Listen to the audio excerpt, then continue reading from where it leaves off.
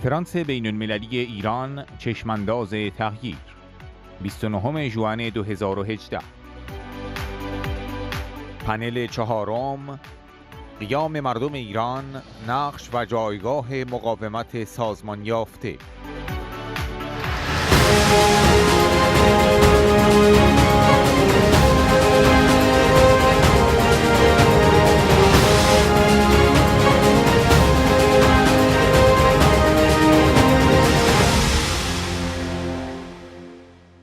Connection with the JCPOA, and the population of Iran now sees that that money is not going into the economy, has not gone into the economy. They have seen no benefit from it.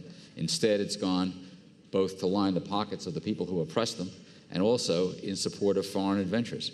And when you see the slogans at these uprisings, which are focused on telling the Iranian regime, we're not interested in Lebanon, we're not interested in the problems of the Palestinians, we're interested in the problems here. And we want the money used here. That is a very hopeful sign, and what it shows is the communication in Iran is alive and well. I think one thing that we could do that would be helpful would be to provide people in Iran with means of communication so that they can get the message out to one another and throughout the country, and keep this tide going. Thank you.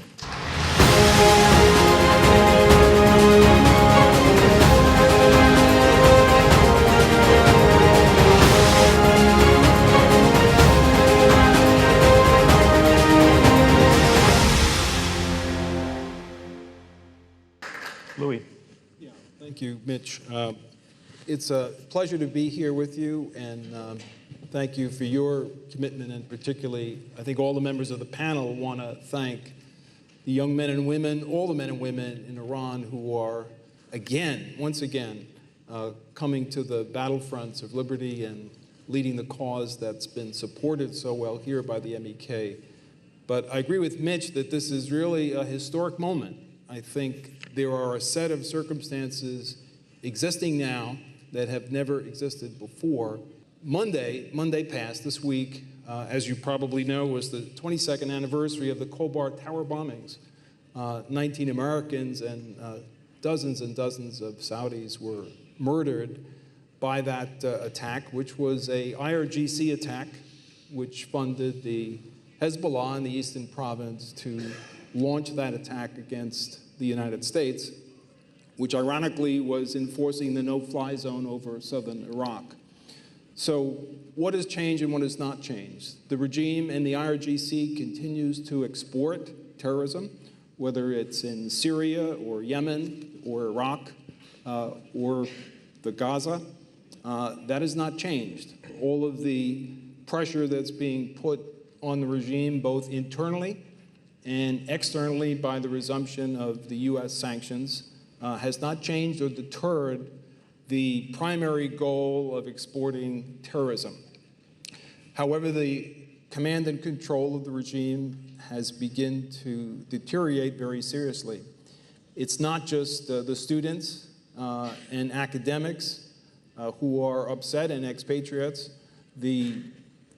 As the Attorney General said, the anger and the activity and the courage being shown in the bazaar in Tehran, the capital city, is absolutely amazing. These are the shopkeepers, the backbone and the spine of the Iranian economy, and they are angry. Why are they angry? Well, that's deteriorated from 40% just over the last few months and continues to get worse. The resumption of sanctions is a key change and a key catalyst. We're finding out more and more about the deficiency and really the impropriety of the agreement that was struck by the last administration with respect to Iran. We found out just this week in the Washington Post that there was a secret arrangement where the Secretary of the Treasury, Jacob Lew, got OFAC to grant a license, and tried to coerce 2 American banks into doing dollar transactions with the regime. Very wisely, the two banks refused. And of course, the administration lied to the Congress about whether there was a side deal with respect to that. So the sanctions are back, and the impact is immediate. Not only won't Nike give cleats to the national team, but Total has pulled out of the South Pars 2 project, despite what their government would like them to do. Daimler, Siemens, all the other companies will not take the risk of violating the secondary sanctions. In Total's case, Total is a great test case. Total is a huge multinational French company, but 90% of its transactions are financed by US banks, and 30% of its shareholders are Americans. So that board, despite what the Paris government would encourage them to do, is not going to violate those sanctions. I think the combination of all these things at the same time is a very, very unique opportunity. And like any struggle, but particularly a struggle where people's lives have been lost and are at risk, it's really the time to push forward with confidence, with persistence, and with a vision. But it's an exciting time. It's a dangerous time, as the Attorney General said. But the people who are here this weekend have not shown any fear of danger or any reluctance to act. And I think now is the time to act and act boldly. Thank you. Very good. Thank you very much.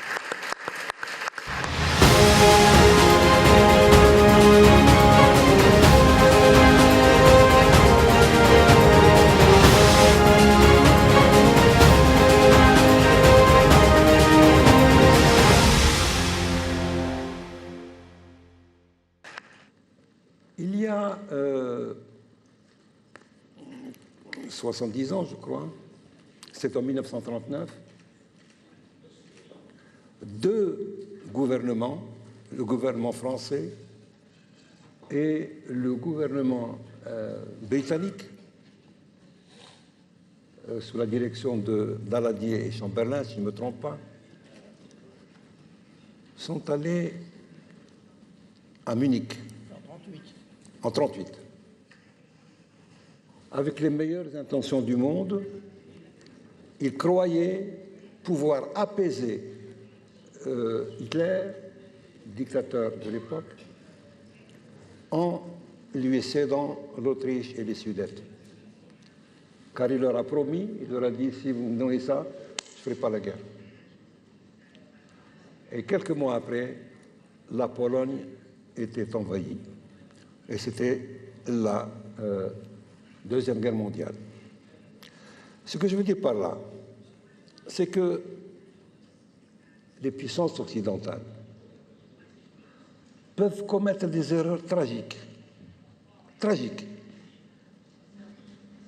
et que l'histoire bégaye et a recommencé avec cette histoire iranienne. Et Churchill, quand il y a eu la guerre, il a dit aux deux gouvernants, vous avez cru gagner la paix en cédant l'honneur, vous avez eu et la guerre et le déshonneur. Qu'est-ce qui s'est passé? Pourquoi je cite ce fait? Parce qu'il y a une ressemblance étrange avec l'attitude que j'espère passer des Occidentaux vis-à-vis de la résistance iranienne,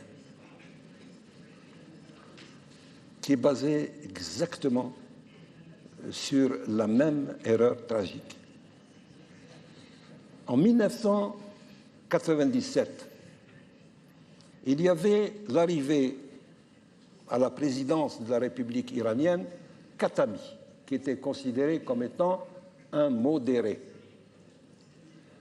Et je ne sais pas qui a mis dans la tête des démocrates, mais à l'époque, ils ont dit nous allons résoudre ce problème iranien en favorisant l'éclosion d'un courant modéré. Et pour favoriser ce courant modéré censé être représenté par Khatami, ils ont sacrifié purement et simplement la résistance iranienne. Et ils l'ont inscrite dans la liste des organisations terroristes. les États-Unis ont été suivis par le gouvernement, l'administration Blair, et le ministre des Affaires étrangères de l'époque, Stroh, lui-même a dit, nous avons inscrit l'OMPI dans la liste des organisations terroristes pour apaiser le gouvernement iranien, pour apaiser le régime de Mollah.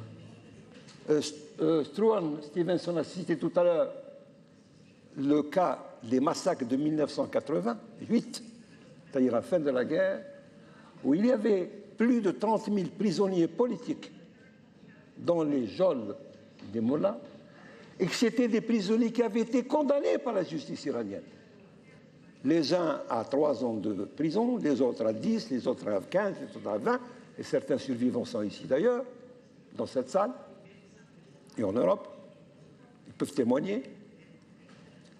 Une simple fatwa de Khomeini a fait que ces 30 000 prisonniers ont été pendus, exécutés. Dans un silence assourdissant, la communauté internationale, le monde occidental, qui n'a de mots que pour les droits de l'homme, la justice, la paix, eh bien, il s'est tu. Ce n'est que maintenant que l'ONU, depuis l'an dernier, a ressorti cette affaire et dont nous espérons que pour la première fois, l'Assemblée générale des Nations unies a soulevé ce problème et nous espérons qu'il conduira à passer les mollahs par le tribunal pénal international. Parce que c'est un crime contre l'humanité qui a été commis et sur lequel la communauté internationale s'est tenue. Alors, j'en viens à l'histoire de courants modérés. Comment peut-on commettre des bévues monumentales au niveau des plus grandes puissances? Il ne peut pas y avoir de régime des mollahs modéré. Pourquoi? Parce que le régime des mollahs est basé sur l'instrumentation de la religion musulmane à des fins politiciennes.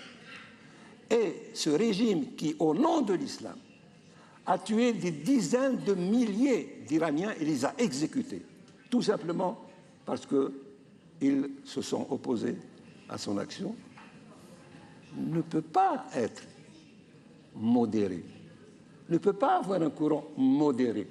L'islam qui se définit comme étant la religion du milieu, din al-wasat, l'islam se définit dogmatiquement comme la religion du milieu. L'islam il déteste les extrêmes. Donc, on ne peut pas, si on a la moindre connaissance de la situation de cette région-là, on ne peut pas comprendre que ceux qui tuent des innocents puissent être modérés. Et dans le Coran, tuer des innocents est défini exactement comme dans ces termes-là, comme un crime contre l'humanité. Donc le travail que nous avons à faire, c'est absolument rétablir la vérité de la problématique iranienne. La problématique iranienne, c'est celle-là. Il y a une dictature, et vous savez que les dictateurs, pour s'imposer, pour mieux s'imposer à leur peuple, ils cherchent l'expansion. Ils cherchent à s'étendre vers l'extérieur. L'Iran s'est fixé dans son objectif par écrit, veut dominer le monde arabo-musulman. L'Iran, le régime des mollahs, veut dominer, et comment le dominer? Par la déstabilisation. Regardez ce qui se passe. Les 4 centres de violence guerrière en Irak, qui est derrière? L'Iran. En Syrie, qui est derrière? Le régime des mollahs. Au Liban, qui est derrière? Le régime des mollahs. Au Yémen, qui est derrière? Le régime des mollahs. Et j'ai vécu moi-même en tant que chef du gouvernement sous la présidence de Boudiaf, qui est le chef le plus prestigieux de la lutte de libération nationale algérienne. Mohamed Boudiaf a rompu les relations diplomatiques avec l'Iran en 1992, j'étais son chef du gouvernement. Pourquoi? Parce que cet Iran-là, nous avons constaté qu'il a soutenu matériellement, politiquement, financièrement, militairement, le terrorisme en Algérie, ce terrorisme que Yves Bonnet connaît bien. C'est un directeur de la sûreté du territoire. C'est quelqu'un C'est l'un des rares responsables, qui a été du côté de l'Algérie pendant la période du terrorisme. C'est l'un des rares. Donc, il faut bien se mettre en tête que ce qu'on appelle cette opposition, mais on avait à tort. La résistance, l'OMPI, le CNRI, c'est d'abord un mouvement de résistance. Ce n'est pas un simple parti politique qui est là pour contester le pouvoir à un pouvoir en place.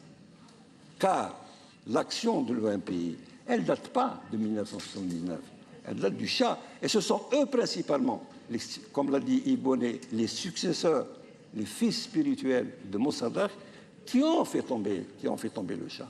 Regardez, les instruments audio existent jusqu'à maintenant. Massoud Rajavi, il y a des films, des documents audiovisuels qui montrent des meetings qu'organisait Massoud Rajavi en 1980. Il réunissait 500 000 Iraniens à Téhéran. 500 000. Et c'est maintenant seulement que ce mouvement qu'on considère comme non représentatif, innocemment, Khamenei dit, derrière ces manifestations dans 142 villes iraniennes, les plus importantes, c'est l'OMPI qui est derrière.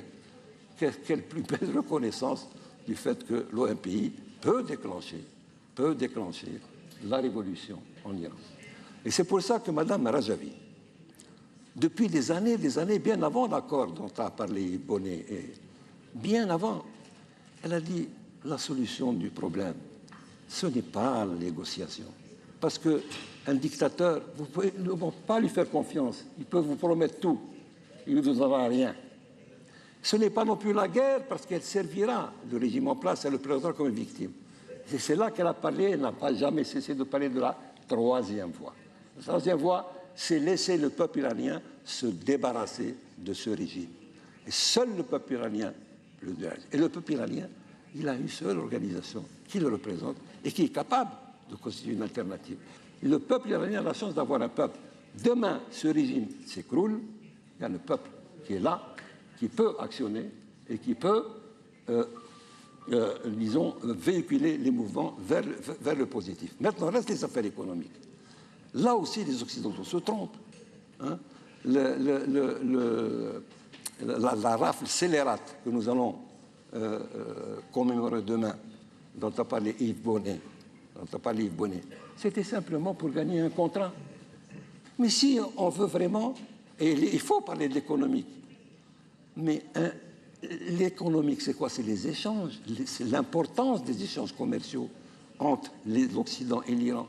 L'Iran est incapable d'échanger, sauf quelques contrats, parce que le régime politique dictatorial est par définition incompétent. Tout l'argent est parti dans les poches des dirigeants. Par contre, demain, quand il y aura un mouvement démocratique qui cherche les intérêts du peuple, là, il pourra développer le pays et échanger 100 milliards au lieu de 10 actuellement. Donc même la raison économique est fausse. Elle est fausse. Ce n'est pas ça qui justifie la complaisance avec les mollahs. Nous sommes plus nombreux maintenant à expliquer la réalité de la lutte du peuple iranien, la réalité de la résistance iranienne et les enjeux que ça représente, non seulement pour le peuple iranien, mais pour nous tous en tant que membres de la communauté internationale et amoureux de la paix et de la justice. Merci beaucoup.